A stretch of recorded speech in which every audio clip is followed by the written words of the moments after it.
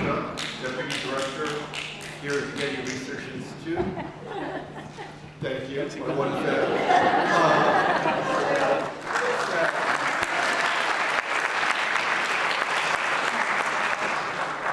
I'd like to welcome everyone to tonight's conversation, Modern Art in Los Angeles, the Industrialized Gesture. And it's great to see a totally full house here this evening.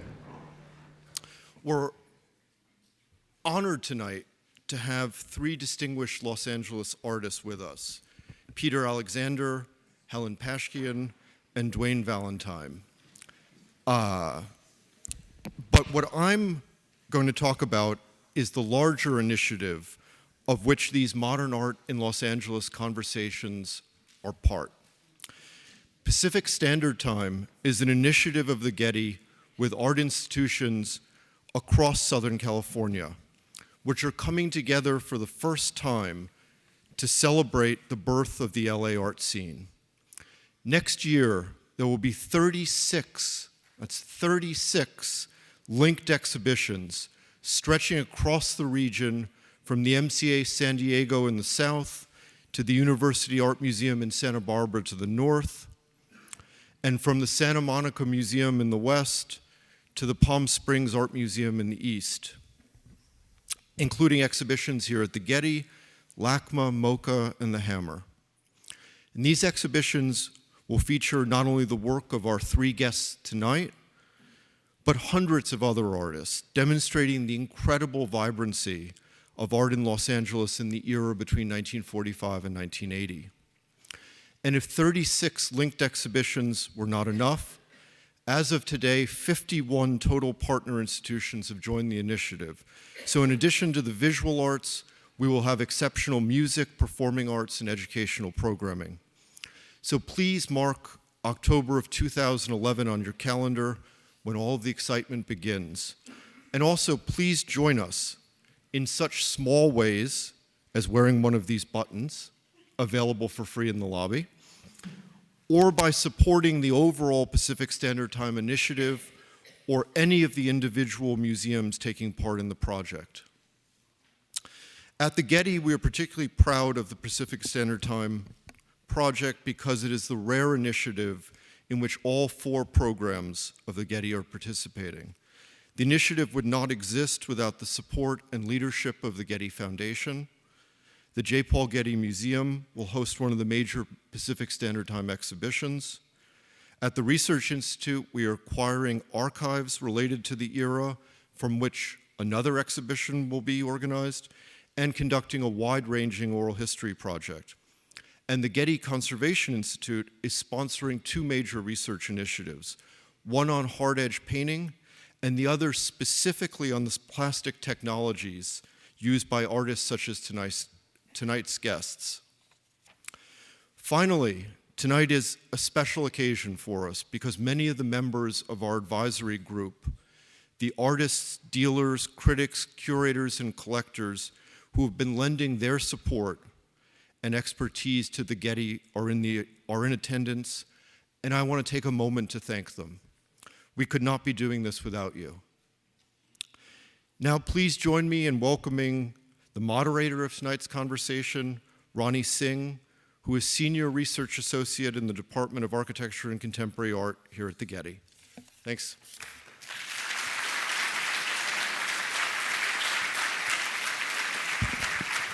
Thank you, Andrew.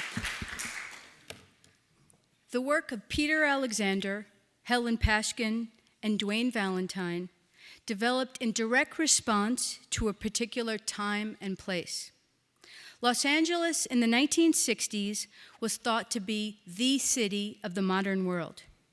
Drawing inspiration from numerous sources, the sunlight, the reflective surface of the ocean, car and surfboard culture, and the influx of new technologies introduced by the local engineering and aerospace industries. These artists began experimenting with industrial materials in order to explore new possibilities for perception, light, and illusion. Their investigations were central to the development of the still nascent Los Angeles art scene. In the 1960s, the massive waste of America's throwaway culture was in fact the result of a new prosperity, and plastic was at its core. Rooney Guernich's plastic clothes, fast food restaurants, saran wrap made by Dow Chemical, even the celluloid of Hollywood. Paradoxically, this growing industrialization prompted many artists on the West Coast to produce objects that were completely handcrafted. Yet the works of these California artists were intentionally so seamless and streamlined that they seemed to be machine-made. Such works thus shifted the critical focus from the artist's handling of the materials to other aspects of the viewing experience. Gone were the gestural brushstrokes of the abstract expressionists, replaced by a resplendent focus on the optical experience of surface and transparency. By tacitly acknowledging light and three-dimensional space as part of their artworks, Alexander, Pashgian, and Valentine effectively removed the boundaries that previously separated painting, sculpture, and architecture. Although Peter Alexander might be better known for his paintings and his works on paper, his early sculptural work in cast polyester resin was essential to the development of the plastics movement. After a long hiatus, he has now revisited these early materials and continues to produce astonishingly mysterious and beautiful objects of tonally shifting color. Helen Pashgian's interest in translucence and perception has continued unabated over the years. Early on, while trying to create images on canvas of light underwater, she began to think of ways to capture transparency in three-dimensional structures. Over the past 40 years, her search for new forms has continuously generated technical innovations in polyester resin sculpture that reveal her mastery of the medium. A pioneer in the use of industrial materials, Wain Valentine demonstrated an interest in surface and sheen that began early on in his youth. He is responsible for inventing new plastic formulas and chemical processes that allowed him to create large-scale resin pieces. These massive objects produce complete atmospheric environments for viewers by enveloping them in a series of reflective encounters. Finnish fetish, California minimalism, light and space, these are all terms that have become to be associated with Los Angeles art. And while I'm sure that the artists tonight will have strong opinions about these monikers, all of them independently pioneered the use of industrial materials such as glass, cast acrylic, plexiglass, and polyester resin. Even though they all shared an interest in capturing light and the experience of shifting perception, each approached their materials in very different ways. But I feel it's important to note that there's a certain irony in us sitting here in a lecture hall discussing these works when really it's so important just to experience them. I mean, to see them and to walk around them is an experience like no other. But I think that the movie The Graduate says it best. In this 60s film about California culture, Walter Brooke, the elder suburbanite, turns to Ben, the alienated teenager played by Dustin Hoffman, and says, "I just want to say one word to you. Just one word. Are you listening? Plastics. There's a great future in plastics." Please join me in welcoming Peter Alexander, Helen Pashgian, and Wain Valentine.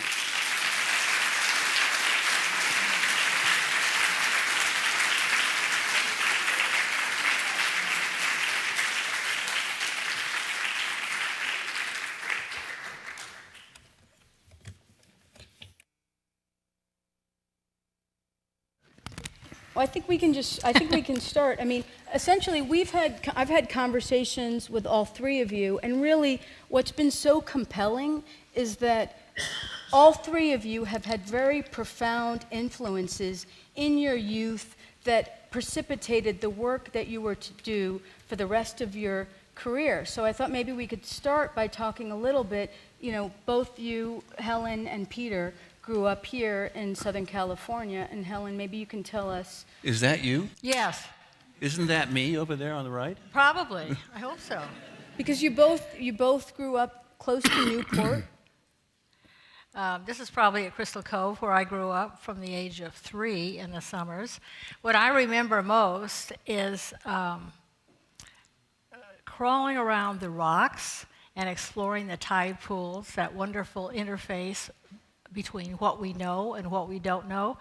I wasn't so much interested in the little creatures under there, I remember, but the shifting of water and the shifting of light in as little as 1 inch or 2 inches of water. That's one of my main remembrances at that time. And you mentioned to me that your parents that you would stare for hours you'd be at the water's edge, and your parents would have to kind of pull you in after hours.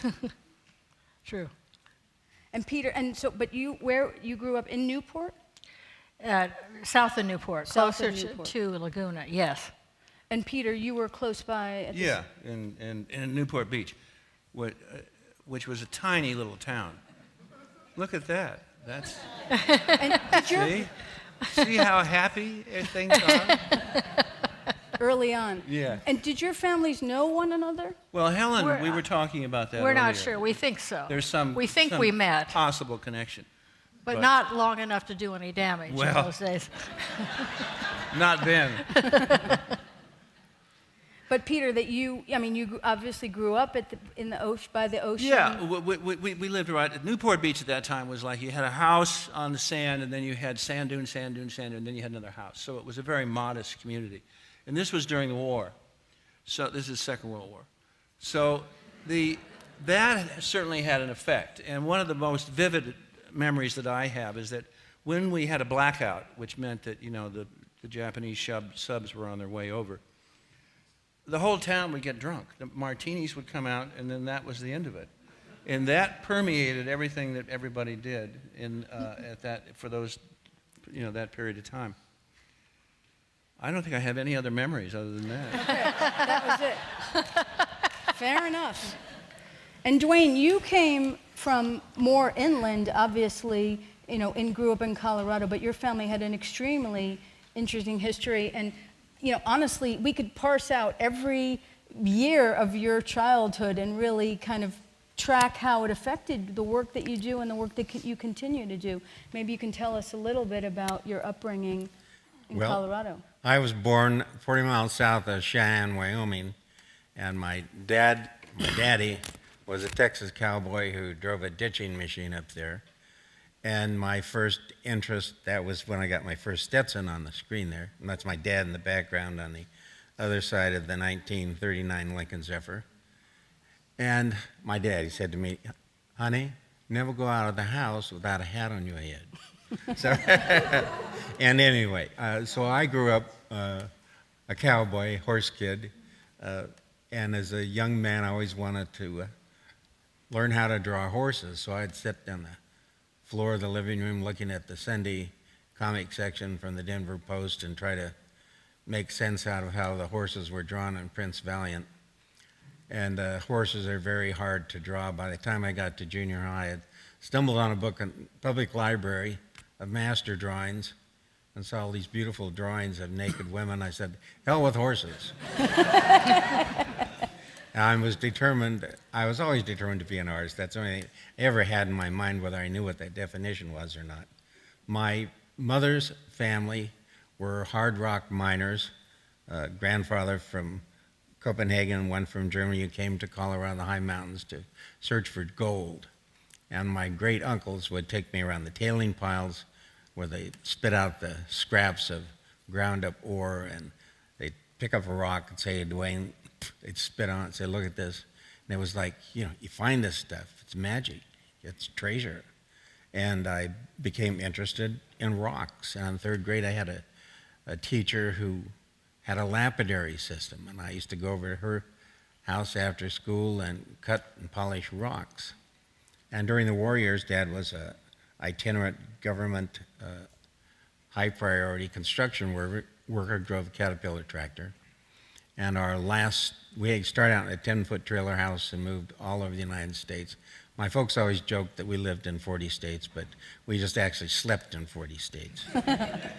And our last assignment was in Lander, Wyoming, which is kind of a small gemstone capital of the West for agates and jades and beryl. And my dad was back filling on the bombing ranges on Sundays, and they'd have these giant holes where the bombs had blown out this big section of earth and just tons of rocks. And I would go out there with my dad, and this was in August, and every August afternoon in Wyoming, it rained, and it would expose all these beautiful glowing moss agates and hunks of jade. And there was a guy down the hill from where we parked our trailer house who had a lapidary system and a curio shop, and he kind of took me in, and we cut and polish. He would show me how to cut and polish stones. So I was always interested in that kind of transparent, colored space with the outside, which is the jewel part, and the inside, the light coming from beyond. And after the war, we went back to the hometown of Fort Collins, Colorado, and I was fortunate enough to have a junior high shop teacher, Mr. Warren. It was my, I think it was I can't remember what grade it was, but he was my first shop teacher in junior high. And he said, "Dwayne, look at this stuff. You take it and you cut it, and if you want, you can stain it, polish it, make your own stones." It was acrylic. Acrylic had just been declassified by the Air Force because they were using it to make coverings for the fighter pilots, windows and things. And so we had all of this stuff, and it was a lot easier than cutting and polishing stones. And the next junior high shop, 47, the Navy had just declassified fiberglass and polyester resin because they were making PT boats out of it. And so all the leftover stuff they gave to the junior high shops, just like the acrylic. And he said, "Dwayne, look at this. Mix a little bit of this and a little bit of that in your own color, you make your own jewels." And so I started cooking them in my mother's oven. And she worked, and after school she'd come in and open up all the doors and windows. "Young man, you're going to kill all of us." But so those funny things stuck with me, and I went to art school, and they said, "You can't make art out of plastic." And I'd make it out on I had to learn all the regular stuff to draw and to paint, and drawing was good. I loved drawing. And you went to University of Colorado, where Richard Diebenkorn I was taught, fortunate enough that Diebenkorn was one of my teachers, and in the meantime I got a fellowship to Yale, and went back to Yale and had the good fortune of studying with Philip Guston. And then they gave me a double scholarship at Colorado, so I went back to Colorado because I already have a kid. And fortunately, my last year, Clifford Still was the guest artist who really made the defining discovery for me, or motivation for me, because I loved Matisse and Cezanne and Picasso, and I did do a lot of paintings of my heroes. And Clifford's... Nothing's changed. Excuse me. Nothing's changed. And Clifford said to me, he said, "Dwayne, I think you've got something, but anytime you see one of your heroes in your work, you kick them out, because that's not you." And that led to a whole other ways of, for me, it was very good in finding myself, because you start with nothing, and you got your own little spark, and you blow it and try to make something happen. I mean, what's interesting too is that, for both Peter and Helen, you had different paths to come at the work that you're doing now. I mean, Peter, you studied architecture for several years, and also art as well. What but you architecture? also worked Female with architecture. many prominent architects. Yeah, no, I started out in architecture, coming from a WASPy family that said you got to get a job. So it was, even though they were very supportive of whatever sort of art stuff I did. In fact, my mother gave me a painting lesson when I was 7 in Newport, and I still have the painting, and it's brilliant. But anyway, so I was in architecture, and it was fantastic. I loved it in school. Then I worked for Neutra for a few years during the summer, and then I started to get discouraged about it at that point. not because, but his buildings were extraordinary, but I did not, there was something lacking there. And so, and then I had a job with Pereira, and actually the LA County Museum was in the office at the time, and it was called the Disneyland scheme. And then that didn't, I was working on a project for a long time, and it got pulled for reasons that were just the way those things happen. And I decided at that point I was no longer going to do this. So next day I went to UCLA and entered into graduate school in art. Does that answer? That does. That Was that your answers. first project? That was the first thing I did. That's why I went to UCLA. And Helen, you started out as an art historian, trained as an art. Yes. Before I got to this point, I was going to be an art historian and teach in academia. I thought I had some sort of vague feelings. I went to graduate school in the East. I stayed in New York and Boston for 8 years, and then one very cold March with the mud, no snow, I came home. It's time to come back. And so I started painting with oil paint on canvas, using a lot of very strange combinations of washes because I was interested in transparency. From that, I don't remember how I found polyester resin, but I found small amounts of it and began to cast it in little balls and made some small boxes, which followed and then went into the spheres later on. But these were kind of strange amorphous. I wasn't very directed. I just followed along from one thing to another and just kind of evolved. But both you and Peter, your early work was a variation on a box before you started working on the plastic and resin pieces, right? Mm-hmm. Yeah, well, Yeah. to me, the box was like, it was like a Vermeer. It was something that was very peaceful. It's something you looked into. That's the reason why the geometry was flat, like glass, so you could see into it. And a lot of that, I mean,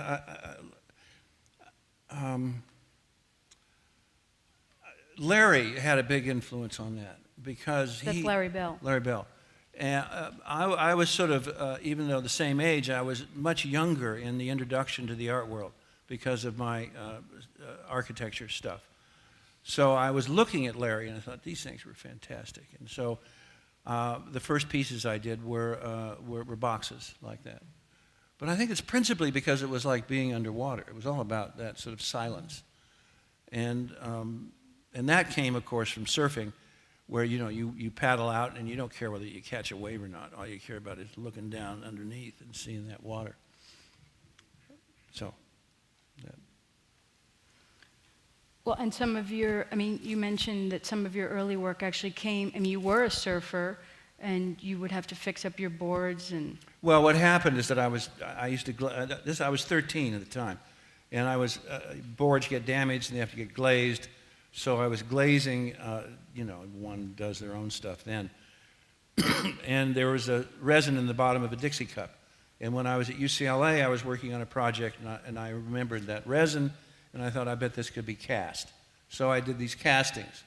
So the first ones were figurative, that is, it was a head inside of a box, and then the other ones, the one you saw originally, the cloud box, was sort of some of the very first ones that I had done.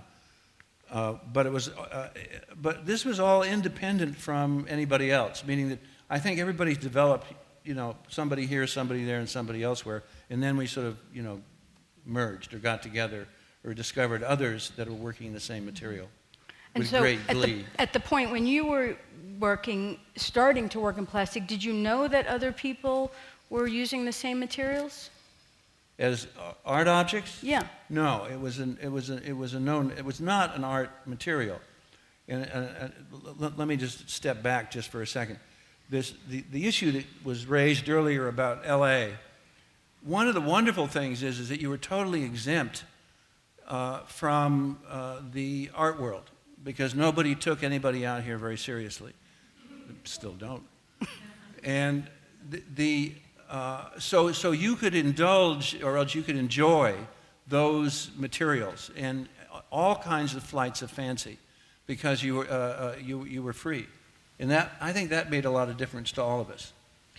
You know, one of the things that really happened was that the European tradition of the arts didn't get in the covered wagons and make it to the East Coast. So that's one of the reasons I came to the West Coast, and specifically because I saw what they were doing here, looking at art form when I was in Colorado, Craig Kaufman, Larry Bell, Kenny Price, a host of others, and I thought, now, I grew up fiddling with this stuff, and I grew up painting cars and spraying lacquer. My parents had, after the war, had an automobile garage, and I was always hanging around the body fender department, and I always had a spray gun in my hand, and I'm still using it for paintings. And I begged my dad once to paint a car, and he said, okay, I have this beat-up 48 Army Jeep. It wasn't even a 48 Army Jeep. It was a between 40 and 48 Army Jeep. It was all beat up. He said, okay, you take this and fill it all in and sand it all and prep it and prime it and paint it, and I'll give you 25 bucks. So my first car I painted when I was 12 years old. And I've had that spray gun in my hand ever since. I just love the feel, it's like the feeling of a brush, which I like too, but one can actually feel the spray hitting a surface when you get involved with it. And you actually came to Los Angeles to teach a course in plastics at UCLA. Yes, I met a man who was a guest artist in the summer of 60-something in Boulder. His name was Jack Hooper. And Jack was interested in what I was doing. There were some shots earlier of the polyester fiberglass piece I was making in Colorado, and he came over. He said, I want you to show me how to do this. There's nothing to it. I mean, it's just like the junior high shop teacher said, you mix a little this and a little that, and you make your own whatever. And Jack said, well, I would like you to come out and teach art students to do this at UCLA. And so he wrote a course for me at UCLA Extension, because they didn't have a department to teach that. And I was fortunate enough to get fired twice because And was there actually a body of students who were enrolled at UCLA that were interested in? Oh, yes. I had really, when I think back now, I mean, their work was, and their thinking was far ahead of mine. Their work that they were doing, some of those kids then were, now we could put up and show it in the gallery. It was the beautiful stuff. Are there any people whose names who went on to have careers in the art world? Some did for a short time, and then they went into other fields, Ronnie.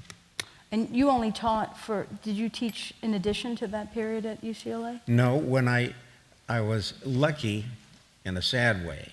I was teaching at the University of Colorado part-time and working, doing polyester and fiberglass on boats and rebuilding cars, anything to keep from teaching. And one winter, the head of the art department at the Denver campus of the University of Colorado got a very bad cancer and died in a heartbeat, and they needed someone to take that position. And I had taught some of those courses, and I was right at hand. And they said, would you take Jack's position as acting head of the art department at the Boulder campus? And I said, well, what's the remuneration? And they told me, and I said, California. California. So one semester, and I was out here because I always liked what I saw in the art magazines of what the artists here in Los Angeles were doing. It was more like what the artists that I felt like I wanted to be. I remember artists out here, well, even when I was in Colorado, we'd take our slides to New York City, and they'd say, oh, that's interesting. Wow. What material is this? Well, it's plastics. Oh, well, go over there next in line. But it was, I just had an affinity for that material for when I was doing the earlier fiberglass shells. I thought, after all, almost all sculpture is exterior. All you see is the shell of it. And from my fancy with stones and the early polyester pieces, I really wanted to make pieces that you could you would see the surface, go through it, then see the other side. And the fetish thing was kind of artificial because I wanted that as perfect a surface as I could make so you didn't get hung up on the surface. So you were able to encompass the whole piece. Ronnie, just as follow-up to what Peter was saying, we were all working independently, as LA being a horizontal city as opposed to New York, where the artists were on top of each other literally and figuratively. I met you and came to your studio over your garage in your grandfather's house. I thought it was the most beautiful space I'd ever seen. It was white, floors, walls, and ceiling. It was absolutely immaculate. It was heaven. And also, I do remember, pick up on something else you said, because I see Laddie lurking over here. In 1971, you and Irwin and I all had shows in New York at the same time in the winter. You were at Sonnabend, I think. Irwin was at the Modern, and I was at Cornblay. And Jack Brogan, who we'll hear from soon, came back to work on the shows for us. I remember the New York Times got a hold of that and wrote about it and called it California art, in quotes. And they said, these are not artists, these are surfers. Remember that? They dismissed it as being nothing but atmospheric nothingness. And so we were pretty free because we were so neglected, and so we were free to pursue our own way. They've changed their mind, but there's still quite a bit of snarkiness in whatever they write about. Well, Peter, maybe I thought you could walk us through some of the processes that you used to make, especially the cloud box, which is... You know, it was during this time that I was the father of 2 girls, which was wonderful. And, you know, I almost named them Polly and Esther. Too good, Peter. Very good. That was my intimacy with the material. You mean like the cloud box here? Sure. How that was done? Well, at that time you could only cast it, if you saw another shot of that, you'd see very thin layers. The material at that time, you could only cast very thin layers. So I would cast it in a glass mold, and then the clouds were dripping in the dye just at the right time and viscosity so that it actually spread in the resin before it cured. I love those pieces, Peter. They're beautiful. Yeah. There are 2 of them. The larger of the 2, this is the smaller one, I sold years ago to a wonderful guy, or actually a woman, whose husband makes all the underwear for Sears. And that's important only in the sense that I tried to buy it back. And of course, when you have a condition like that, it doesn't happen. So it's always been in their collection, and that's where it still is. But at this point, you had to do multiple pourings, right? There was multiple layerings and different... Yeah, what happened to the resin at that time was such that and Duane certainly changed that, but it was, the massing of it was such that it got too hot when it cured, so you had to do it in smaller quantities. And then, of course, when you see some of Duane's, you wonder, how did that ever happen? I mean, because they're huge. Well, and Helen, maybe you can walk us through a little bit of the spheres. I mean, your first pieces were more the pill-shaped, correct? Mm-hmm. And then... Can't remember how I did those. These are built from the inside out with a clear cast polyester sphere. That then is cast into a cylinder with different colors on each side. In this case, it's a blue and an orange. And then the entire cylinder, each one had to be cured and sanded by hand. And then each one of those was placed into a spherical mold or a hemisphere. I can't remember exactly. It was done in 2 sections or 1. And it's very, very toxic material, very sticky, leaked a lot, you know all about that. Terrible to work with. if it worked and when it worked, then the sphere would be sanded and rounded by eye and by hand, and then polished eventually. So it was a long, arduous. So it didn't come task. out like a perfect sphere, obviously. It had to endure late rounds and rounds of sanding with finer and finer Yes. sandpaper. And when you guys were all working in plastics, were you aware of the heavy toxicity of the materials? I mean, just the smell must have That been. was the whole reason. So were you venting and did you have fans?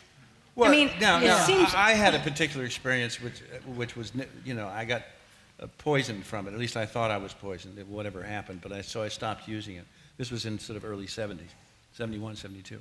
But these guys didn't have that response. So I wore a mask and had Well, so did ventilators, I. I but- had but all I that quit stuff. using it too, same time. yeah. You quit using. But Dwayne continued, and you developed a big mask cast. which And I was- always had a 4-foot fan that ran 24 hours a day in my studio. Of course, it was on the beach in Venice, so we were always always cold. The guys that worked with me put buckets of hot water under the table to keep warm, because that 48-inch fan, we all wore about 4 or 5 layers of clothing. You can see in the uniforms back here, because we didn't wear those to keep the plastic off of us. We wore those to keep warm.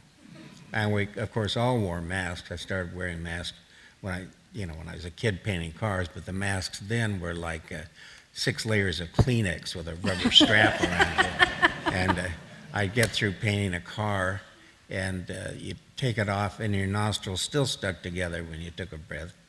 But eventually they came out. The masks were a result of mine safety. At least the particular ones I was using was made by Mine Safety Appliance, and they had different filters depending on what chemicals you were using. And with the proper filter, there was no odor whatsoever. It's probably killing you anyway. It's going right through your skin. But I would go home from work late at night from the studio, and my children's mother would say, "Oh my God, your breath smells just like polyester." Maybe you can talk a little bit about, the process of using, barrel after barrel, because Dwayne, you really changed the whole concept of processes and chemical processes to be able to cast much, much larger pieces. And some of these pieces, how many barrels did you use, and what was the... The largest pieces are 8 feet wide and 12 feet high, and they are 10 barrels of 500 pounds each. And I have this monomegalia thing going, I know. And I have pushed tons. In fact, I had them sitting right by the back door in the studio in Venice at the alley. And I had the forklift positioned on the inside of them because they were smoking. I was certain I was going to have to push it out the alley at any second, because they were going. It sounded like a pine log burning in a fireplace. It was cracking and snapping. But I finally got everything down. I worked with a chemical company, large chemical company, Pittsburgh Plate Glass, who makes paints, and they have a resins division. And I just happened to meet the right guy, and he wanted to work with me, and he took an interest in it, so we started cooking up this stuff. And a batch was 10 barrels, and you could only use 10 barrels at one time, because every time they made a new batch, it was never consistent. So I finally got them to make 12 barrels at a time, and 6,000 pounds. So I had 2 barrels to figure out what the darn stuff did. And then by that time, I had it all metered out, and everything was measured out gram by gram by gram. There's 27 grams in an ounce. So it was very, very finely tooled. And I had kept a log of the amount of catalyst to the amount of resin to the temperature, and what I expected the temperature to change during that time of casting. The big pieces took 18 hours to pour. It took an hour to mix a barrel, and while that barrel was mixed, I would put if you look at the picture, there's a pipe sticking out of the bottom of the barrel with a jet engine fuel filter, a crenelated stainless steel mesh filter. It took an hour to force the resin out of the filter, and I used a very low air pressure, about 6 pounds, and I put it screwed it in the top bung of the barrel so they put enough pressure to actually push it through, because it took too long to get it through the barrel and strainer. It didn't get through fast enough so you could make a cast, because it all had to be poured at one time. There was one piece that the Norton Simon Museum owns. It's 8 by 8 feet by 8 by 8 by 18 inches, and it's 5,000 pounds. And it was very early on my mold building, and I had no idea the hydraulic pressure on the walls of the mold, and I got about 9 barrels in, and the mold started to break apart. And Larry Bell had the studio next door, came over to complain about the stink, and he had a couple of guys with him, and we were fighting it. We were doing everything, strapping everything we could around this mold. And he said, "Oh my God," he said, "I've got some big timbers next door," and he had some guys, and they went over and got these big timbers, and we strapped with the pipe clamps these big timbers. I think they were 4 by 12s or something, true 4 by 12s, the old-fashioned kind, and about 12 feet long, and then we clamped them together at the top and pushed the mold back in, and the last barrel went in, and it was starting to set up. In the top corner of one of the sides, you can see a few bubbles, because you had to give it an amount of time for all the bubbles to rise out naturally before it started to set.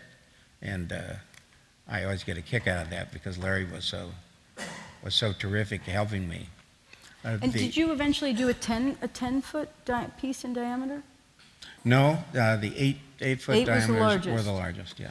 And the relationships that you had with DuPont, and were there some other local chemical companies? Because It was really with Hastings Plastic, and they marketed my resin as Wain Valentine mass cast resin, and I was supposed to get a royalty. I did for a while, but artists don't worry about the legalities of that. They probably owed me a lot of money. But so Hastings Plastic was actually a local chemical Santa company Monica, yes, in right. Santa Monica, Santa Monica. and you worked with them to develop a new processes which they named the Wain Valentine. Yes. And so do you continue to use that material? Well, I had always wanted to make pieces that would go out of doors, and the polyester would not go outdoors because it deteriorates in sunlight. And I actually started using glass to make pieces which are similar in shape and mass, so I could put them outside. So I essentially quit using the resin in Pittsburgh, quit making it.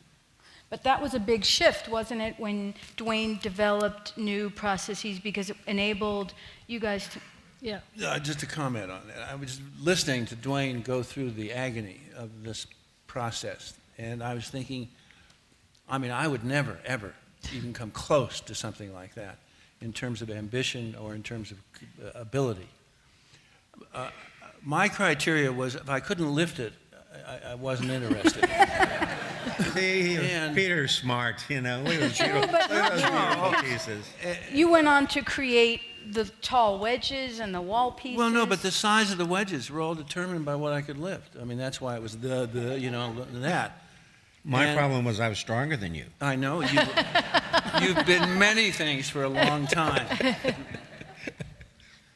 That's why I have an arthritic back, Peter. But ride a cart. But what was interesting, I'd never heard this explanation from Dwayne as to. I'd heard about the broken mold, right? There was a lot of drama around that one, but the fact that this was the process, and I thought, oh fuck, how do you do that?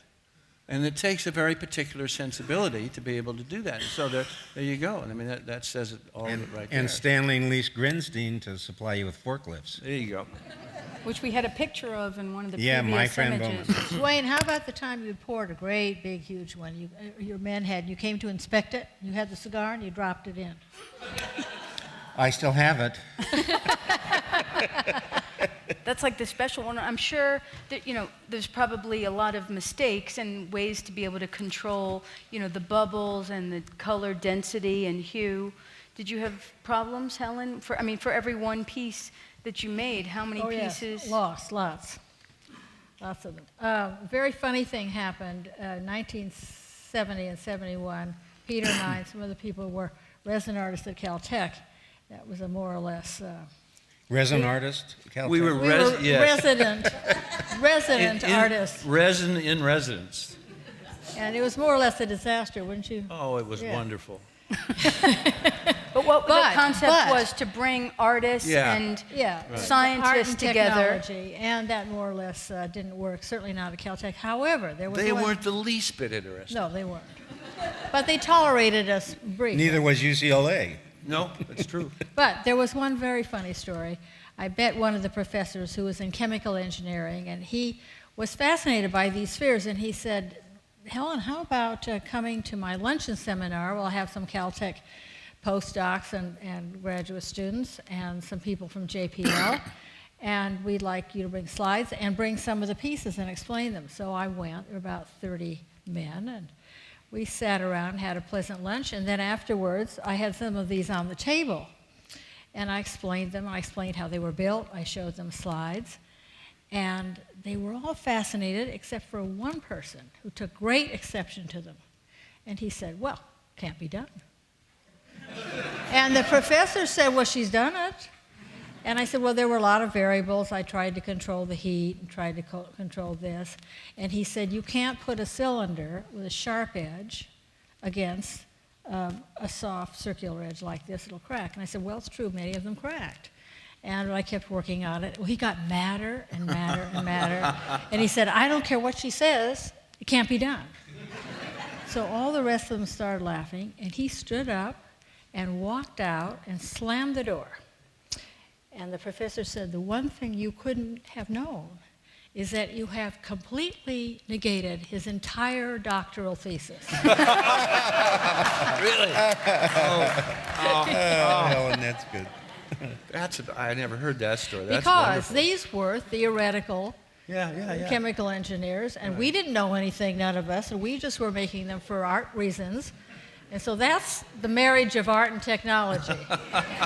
And there wasn't really much, during that 2-year residency, it sounds like there really wasn't that much or any interaction between the scientists or the students there or the people that theoretically were supposed to be working with you. Partly because Caltech had picked a South African to run the program who was subsequently deported.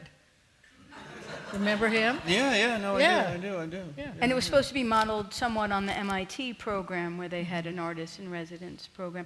And then at the same time, it was in 1967 at LACMA, Maurice Tuckman's idea for art and technology, and none of you, the idea was to connect artists with industry and create these new art forms.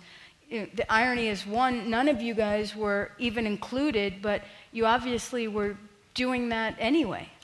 Well, yes, but the thing that's fascinating about Maurice's show was that it seemed to me as if it proved once and for all this is not a good combination, particularly when you have sort of unlimited funds, or else not unlimited, but certainly a lot more funds than most artists were accustomed to, because the catalog was fantastic. That told the whole story about art and technology, but the objects that were actually made were very lacking. And the catalog is actually available online. LACMA's put the entire thing online just recently. Good for them. That exhibition in part started out of, 10 evenings at Bell Labs in New York, or do you remember that history? Yeah, the art and that Billy Kluver Yeah. put together, and Judy Gerowitz, John McCracken, Lloyd Hammerl, Charlie Maddox, and a few of us decided that we would get together as a group and try to find industry to help us figure out all of these answers we were trying to figure out. And Maurice came to a meeting at the house, and then about a week later we got letters for Your Eyes Only.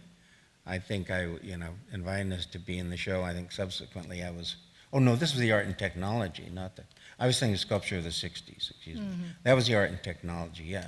And then subsequently, Maurice went out to all the nationally known artists and asked them to make some kind of mechanical sculpture. And none of us who were really doing that here, we weren't included. It was a self-aggrandizement opportunity for Right. the museum. And just to think about, I mean, all three of you were working in Los Angeles at a time where, there was so much happening. What did it mean to be an artist from LA? I mean, did you consider yourself a Los Angeles artist? Didn't really, Or- that was non-issue. Yeah. I mean, I didn't even think there was. I didn't think about it either. It was one or the other. But what it was like, I remember there was this lunch one time in Chinatown, and it was like in the late 60s, and there were about 8 of us sitting around this table. This is an indirect way of answering your question. And we were having lunch. It was Billy and Ken and et cetera, et cetera. And Billy stood up at the end of the lunch and said, this is Bankston, he said, I'll buy lunch. And that was a very grandiose gesture for anybody at that time, even in a Chinese restaurant. And he said, I sold a drawing. I sold a drawing for $300, so I'll take care of lunch. That was a lot of money. That was a lot of money, but I mean, also that's the level at which people were operating. With it wasn't really a lot of money. It was just, But so did you go to, let's say, the Monday night art walks on La Cienega? I mean, did it feel like you were seeing a lot of new work and that you were meeting people that were making new things? Or, I mean, I know, Helen, you were in Pasadena, and there was a lot of emphasis on what was going on in Venice and in Santa Monica, but would you come to some of the art walks? Or? Two things. One, I was living in Pasadena, but when Peter introduced me to Jack Brogan at the end of this Caltech event, I then came and worked in his studio for a couple of years, so I commuted to Venice. I had a couple of galleries on La Cienega and went to those events. It was very small. I mean, when we think of the art world in LA now, it was very intimate and very small, but it was a scene, and everyone walked up and down. Lots of people bought until the moment came when it got bigger and bigger, and people came in and started running out with the work. And that was the end of that era. Running out, meaning? Stealing the work off the wall and running out. Okay. Were there other Oh, women? I thought you meant buying it and running out. Were there other women that were doing work that you could speak with, or was it really kind Very of? few women. I wasn't part of any feminist group. I was pretty much a loner. I was associated with this group. We had a minor show one time, I think, called Helen and the Boys.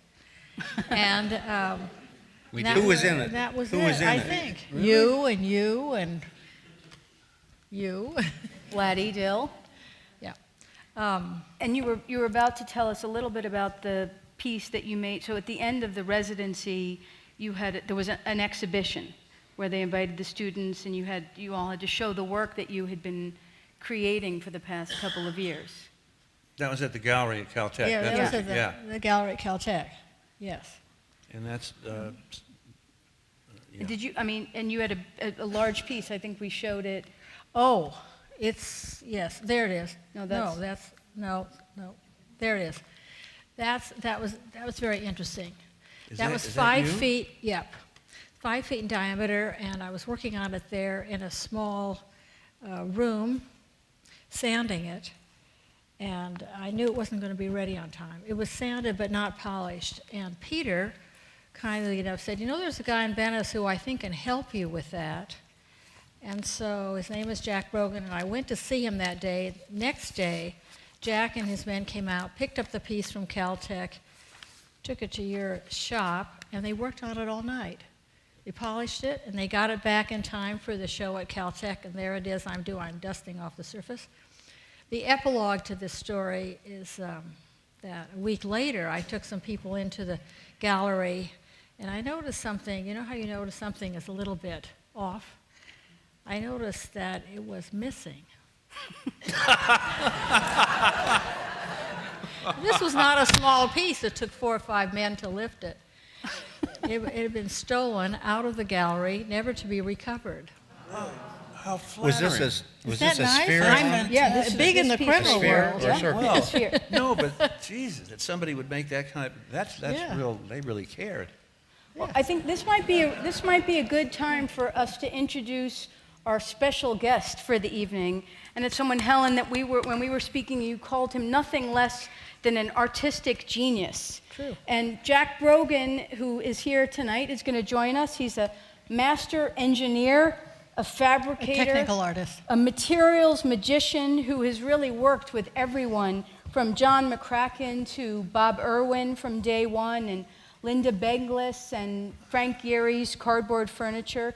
And I feel his role in the development of the LA art scene is so underappreciated that someday we will do a whole evening with Jack, but tonight we are just going to bring him on for the last 15 minutes of our conversation. So Jack, can you join us? Oh, please.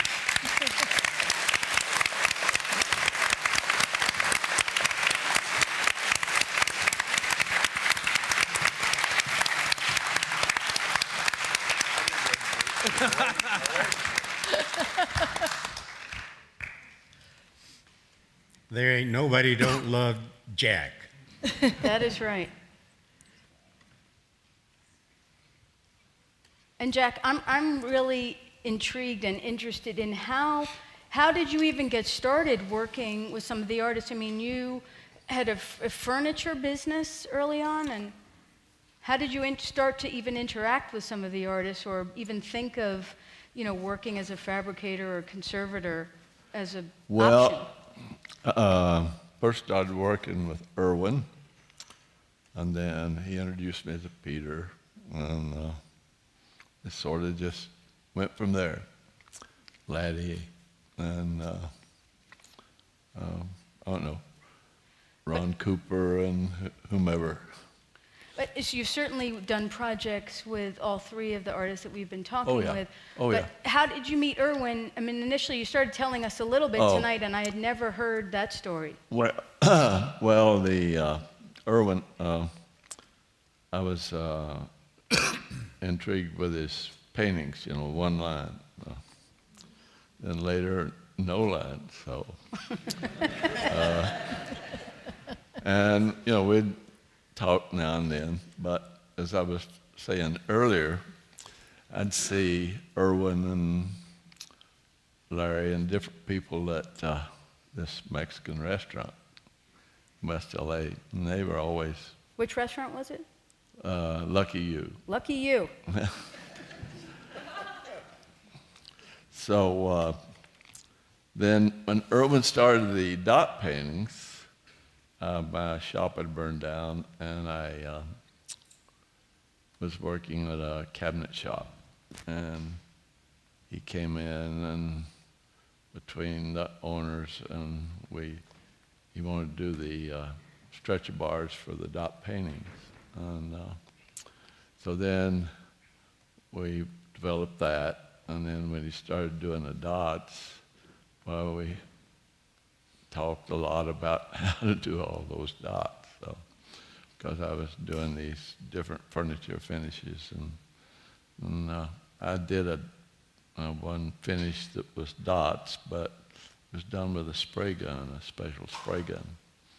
But he wanted his really exact, so I guess. So that then later, he started the Prism, and the frame maker, Lucius Hudson, he went to him, and then Lucius said, "No, I can do that. Take it down to Brogan." So I'd had experience in acrylics. I worked at Atomic Energy Commission in Tennessee. And, we made a lot of test equipment in acrylic because it was made in Knoxville at that time. nearby Oak Ridge. And so I knew how to machine it, and so we did that, and I worked with Irwin since. And you've really worked very closely with him over the years. Yes, in different materials and installations, and we worked on the Getty here, and the umbrellas and the fountain and some of the rapids going down in the garden. So. You did all that? I didn't know that. And Jack, this might be a silly question, but what is it that you actually do? I mean, do you consider yourself like a fabricator or a conservator or a little bit of both? Yeah, all. Okay. And when you work with artists, do you get notes from them? I mean, how do you actually come to figure out what the formulas are for projects and artworks that were made, 40, 50, sometimes even longer? What do you mean to repair? Yeah. Well, I have a good knowledge of the materials and the methods and the skill, and it just all goes together, really. That's an understatement. That is. Now, I was thinking about Jack and like my relation with Jack over the years, and I think the most salient part of it is the fact that if I ever got in trouble, I could always call Jack, and he would, and this happened. But the fact that there was somebody there who could solve those kinds of problems and who actually listened, and that was the pleasure of having Jack being there. Well, and someone who could execute it, knew. Well, even if he didn't execute it, he could solve the problem, and so that it gave you again freedom to do things that you had no idea what you were doing, but you always knew you could call Jack. Right, and when I was working out there at Venice, your shop, you were teaching me how to polish the surface with water and sanding it, and I would sand it for an hour, what felt like weeks, and then Jack would come over and with his hand, just like that, he would go right over the surface and dry it off and bend way down and say, "Not good enough." And I'd say, "I've done the best I can." And he'd say, "No, you have not done the best you can. Keep going." So I would work and work and work for another hour or so, and then he'd come back and he'd clean it off and look at it and say, "Better." I worked all day on one small section once, and he would come, when he came over, he would say, in the wonderful Tennessee accent, he would say, "Make it nice." Make it nice. And I was not making it nice enough. The greatest thing would be at the end of the day, he'd finally come and said, "It's done." You remember that? Yeah. How cruel you were? And it sounded like, Jack's studio was a place where when you were working that a lot of other artists would come in and you would be able to talk to them. It was almost like an atelier of sorts. Yeah. Frank Gehry would come in every night complaining about the cardboard furniture. Yeah. Well, it's funny, the artists in Venice, we'd see them at lunch, but then some of them, David Bungay, I don't know if he's here or not, but anyhow, David would come in and I'd work on his project, and he'd say, "Now, don't let Cooper see that now. Don't let nobody see that,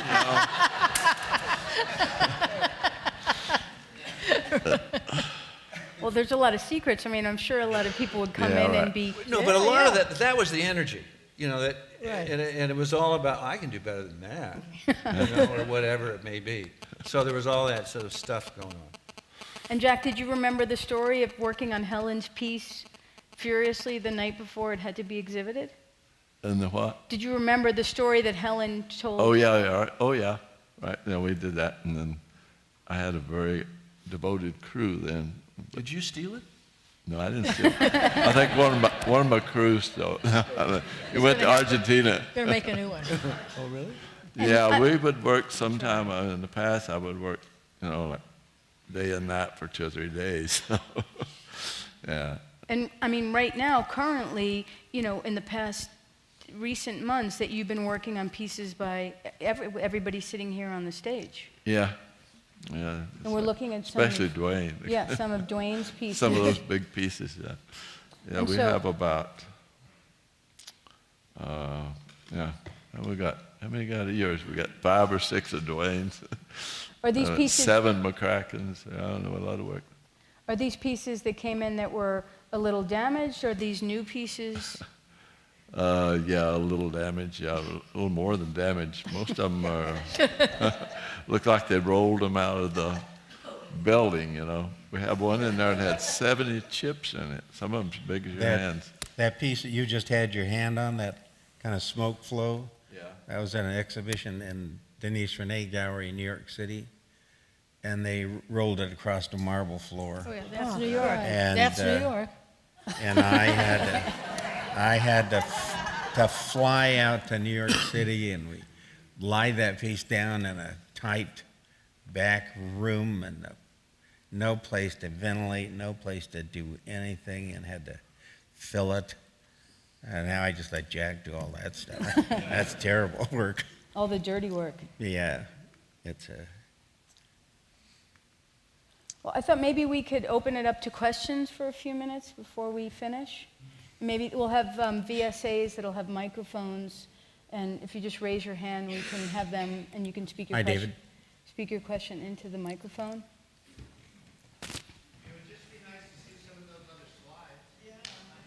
The ones that we had to kind of zip through because it took us a little bit longer than we thought.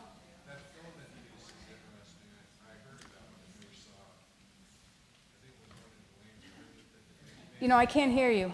I heard Dwayne made a filament that went from his sky through the roof. That one? Is this the Barnstall piece? No, this piece is a fiber optic piece that I installed at the La Jolla Museum, and those were the days where they were all about daylight. And those were the days when museums would let you drill holes through the ceilings and out the corner of the walls, and each upper end of that went up through the ceiling in the gallery and kind of draped down through it and was tied at its apex to the other opposite wall. And that was the daylight that the fiber optic brought into the room. What was the diameter? The rods were, I think, Chris, they were 2 inches in diameter. Microphone's ready? So if we have some questions, we can take questions from the audience. Laddie? I have a question for Jack. In relationship to both Dwayne and Peter's pieces, I had heard that some of, especially Dwayne's pieces, were so massive that the interiors of them hadn't cured completely over the course of maybe 20 years, that they were still in a gel state in the interior, and they had to be annealed in order for that to happen, for that to cure? That's a question for me. Yeah. Or Dwayne. Yes, well, actually the resin, yeah, I have had pieces in fact, that it cures over a period of, I don't know, I guess 30 years. And some of, like Dwayne's, he probably know what year it was, it's much more brittle, but maybe it's the catalyst. It's hard to say with the resin, and especially the resin at that time. So what do you think? Yeah, Dwayne? so Dwayne, are there... I call them grow outs because the resin does not, in large volumes, does not stay. When Jack was saying take cures over the years, but that is still a semi-liquid, and that liquid still keeps moving, and so it will materialize on the surface of those shapes, but after about 30 years, 40 years, you can sand that off flat again, and then polish it, and it stays that way. It's like glass. Glass is a liquid, and if you take a piece of glass out of a window of a building that's 100 years old, it'll be thicker at the bottom than it is at the top. And or if you take a piece of glass and you set it over a bar for an extended period of time, it'll drape. It's still a liquid. Yeah, well, but the other thing that happens too is with the resin is, in fact, I just had a piece in there, the one I showed you, all right? It catalyzes, or it gets hard at a different degree, and then it's harder around certain areas. And then as time goes, you can sand it down. It still comes up again for that reason. And it could be either the mixture or it could be the resin. It could be that that particular batch, because right. some batches, all 10 drums, I do the testing on them, and all of those pieces do that, and then others, they don't. There's no reaction like that at all. It's just the way the chemical itself is mixed. It comes out of the factory. And Jack, how do you deal with artists' response to aging of their work? I mean, in general, do people want it to have things as pristine as it was, or are there acceptable levels of change? How does that work? Well, I think it has a lot to do at the time, the methods of polishing, or how much they wanted to polish. I think they would like for it to be, as we turn the piece out today, totally optical. I guess I take some liberties a lot of the time. I feel a little lumpy, but then I end up sanding them down. Well, I mean, like Well, the idea is you don't want to find the surface. Yeah. So Well, whatever I mean, it takes to do that. That's a great piece, Let's Peter. take, for example, this is the larger, the image that we saw before was the small cloud box. Yeah. And that was perfectly clear. This is the larger one, and we see that there's a little bit of yellowing. So, Peter, this is the piece that we're Yeah. interested in showing for our exhibition. Give it to Jack. Well, I always ask it. the artist, like Peter, I've done some of them that come in, and I call him up, and if he doesn't get back to me soon, and then we start working on it. There's no reason. There's no point. Because he could do it better than I could imagine it. So then, why? Jack doesn't do any good. Yeah. Okay, fair enough. Yeah. Yeah. I want to know. Kurt, you want to just wait for the... I can speak really loud. I want to know why you chose this very, very difficult, toxic, kind of nasty material as opposed to acrylic or urethane or other plastics that were available at the time. They were all toxic. And this had the most do you want me to? Yeah, no, this had the most clarity. Was there more poetry to it? No. It's because you could do it in your kitchen. I mean, that was the whole. It took nothing other than a place to mix, and it didn't take heat like acrylic, and it didn't take a vacuum like acrylic. All that stuff, you could do it at home. So you essentially, the two of you worked in your studio, and you didn't have studio assistants.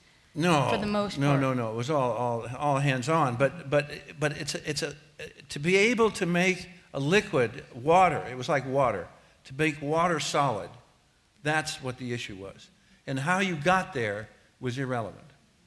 I mean, to me, that's the thing that was most appealing about the material. And so you put up with a lot of this stuff, but you put up with it too because we were all a lot younger, and we were going to live forever. And et cetera, and wow. And I chose the material because that was the only way to objectify certain ideas I wanted to share about my feelings about the sky and the sea, because that's what all of these pieces were about in California. And when I was growing up in Colorado, northern Colorado, you couldn't see the sky. It was completely invisible. And suddenly, after moving to Los Angeles in 1965, you could cut out a piece of the sky here and sit on it. It was so much stuff in the air, but that became fascinating. That gave us all these beautiful sunsets and all of it changed everything. You wanted to hold that. I was standing out in front of my door on Market Street one night, and Larry Bell's studio was just to the east of mine, and I was looking at this beautiful sunset, and suddenly behind me there's this very quiet voice, "Boy, Dwayne, you did a good job polishing that one."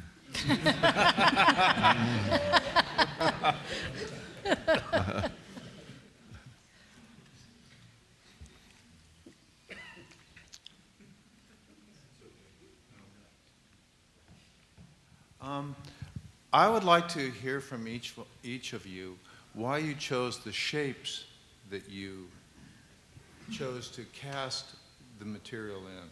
Each of you have talked about the material, but not particularly about the particular shapes, because it's a kind of a double-edged sword there. Do you want me to start? Thank you, Bob. My shapes came from architecture. That was the most immediate influence. But the surface, again, had to be completely like glass, so you could see right through it. The other thing is that I wanted it to disappear. And that's why I made the shapes, those wedges, for an example. When you looked at them and the top disappeared, you questioned where you were. And you didn't know quite what else was in the room with you because of this thing that occurred. That's what was the most appealing part to me about it, was that disappearance. And with the bars, the edges disappear, so they sort of hover. And the shape, it was all a product of, well, there you go. You know, you can see them. It was all about that. Let's go someplace else. These are so simple, they're so beautiful, and they float on the wall. Well, that's the studio. I thought this was great. These are great pieces. No, thank you, Dwayne. That studio was accommodating. It was made really for those pieces. Or for that time. Was that your studio with the skylights? It's the one that, downtown. Yeah. Where you walk, it had a white floor. It was all, you'd walk in and you'd fall over because you never knew where you were. Gansfield. Yeah. Did either of you want me to go? Yeah. Sure. With the spheres, I was very interested in a kind of disappearance too, but with a spherical shape, if they are, a number of them were just shown recently, lit from behind. The wall was washed with water, with light, and if you stand right in front, you see one thing. Let's say no color. If you move just an inch or two to one side, it changes color completely, and as you walk around it, it changes again. So I'm interested in that movement. It eludes you. It's elusive, moves away from you. And Helen, was that large piece, that 5-foot piece, was that a sphere or circle? that was a disc. A disc, yeah. Very okay. thin, very thin. And the new pieces, which you flashed by, which are 8 feet tall freestanding pieces, are the same idea. If you walk around them, they change. They change color. There they are. That's a beautiful show. I called Helen when I was sitting there, and I said, Helen, I'm sitting in a room full of magic. Thank you, Dwayne.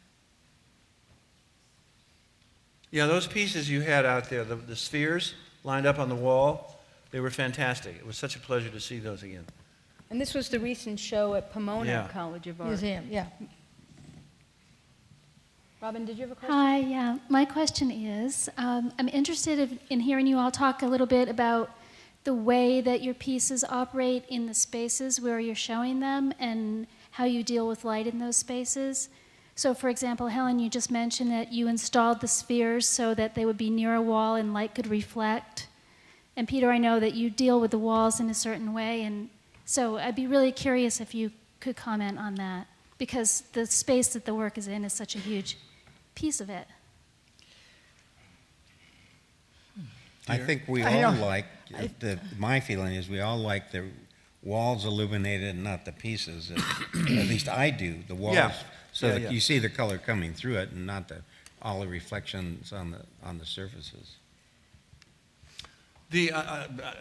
Shall I throw in a real quickie here? Then you. I can't. I'm not. The wedges, that is, those are the tall freestanding pieces. I think there's a photo of a blue one here.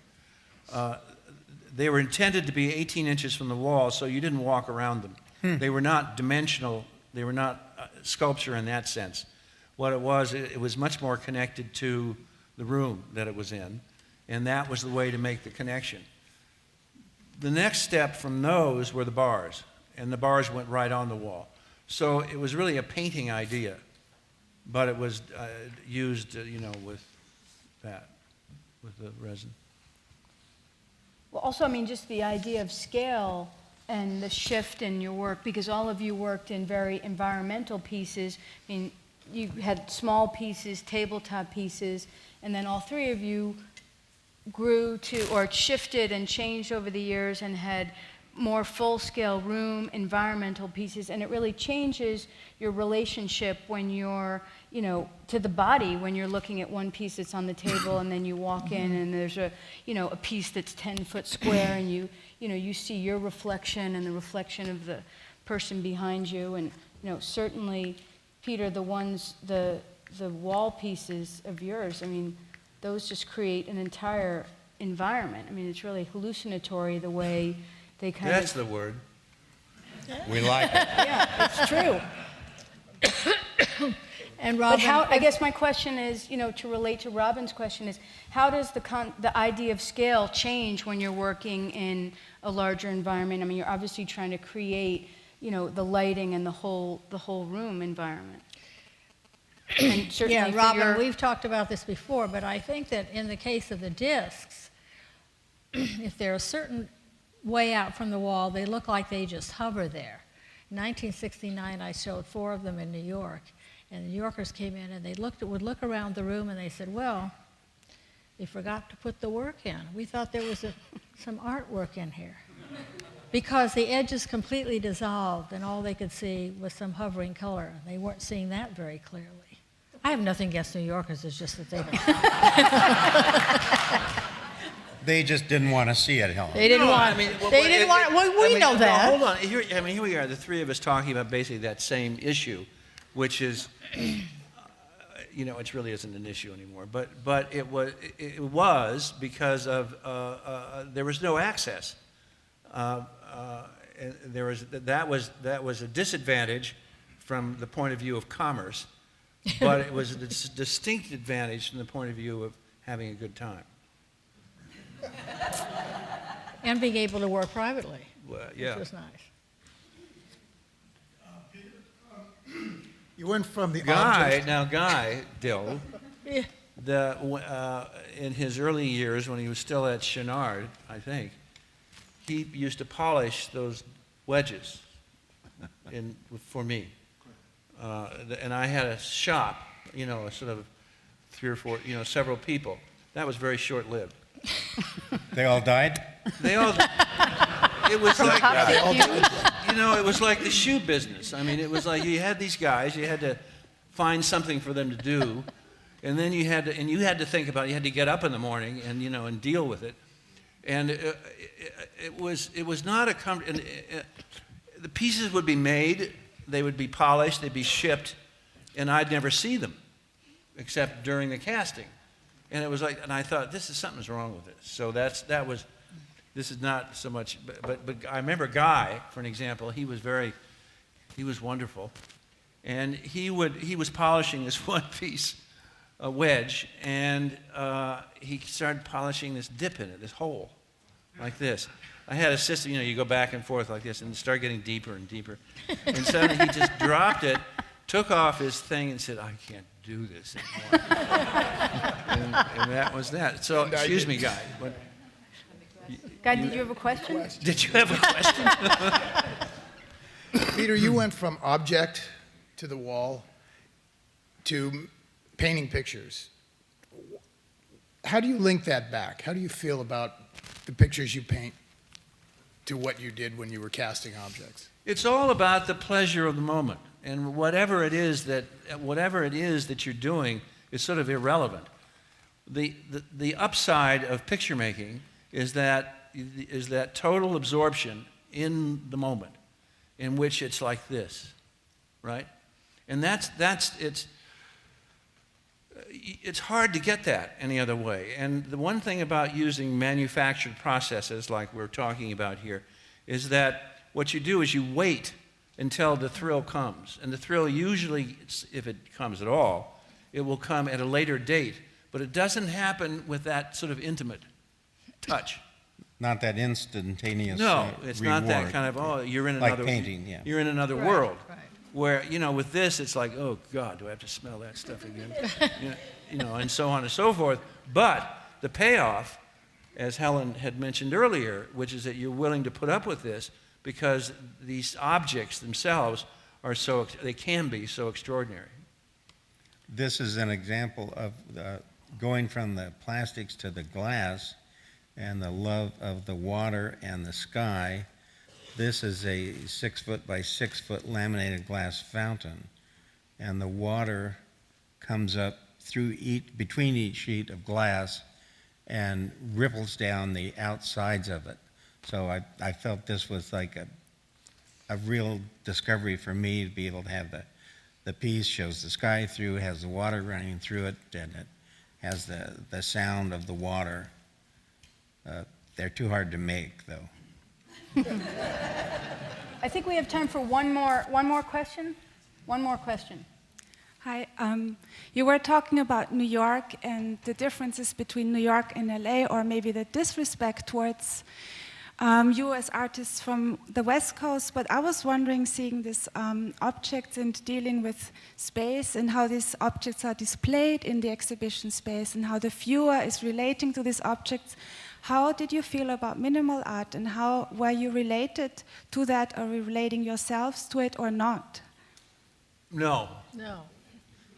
I remember minimalism vividly in this is when I used to read Art Forum, and in the late 60s, early 70s. And the one trouble I had with it was that there was a lot of rhetoric that went along with it. And there was something intrinsically wrong with that, to me. So, has anything changed? Not really, no, but that was the introduction of a lot of rhetoric. And that triggered... What was the question again? Well, you're feeling about minimalism, but that really triggered your change. We're not minimalists. This has nothing to do with minimalism. And that's what I wanted to ask, based on that, to respond. The only similarity is the geometry, perhaps. Well, how do you guys feel about the terms fetish, light and space, California minimalism? It doesn't matter. Somebody's going to make up something, no matter what it is. So these are as good as any. But, Peter, and they have nothing to do with anything. So, but fetish. A picture is worth 1,000 words unless it's written by an art critic. Then how many words do you get? I think of fetish as whoever coined that phrase, a vaguely pathological condition to which we are all afflicted. Well, it's so masturbatory. I mean, it's However, on any of these works, if there is a scratch on the surface, as Duane alluded to, that's all you see. The point of it is not the finish at all. The point is being able to interact with a piece, whether it's inside or outside, to see into it, to see through it, to relate to it in those ways. But that's why we need to deal with the finish, so that you can deal with the piece on a much different level, I think. You disagree with that? No, because it looks good too. Well, I think that's a really good place to stop, and I just want to take a moment to thank all the participants this evening and you for coming out. Thank you, Rani. Thank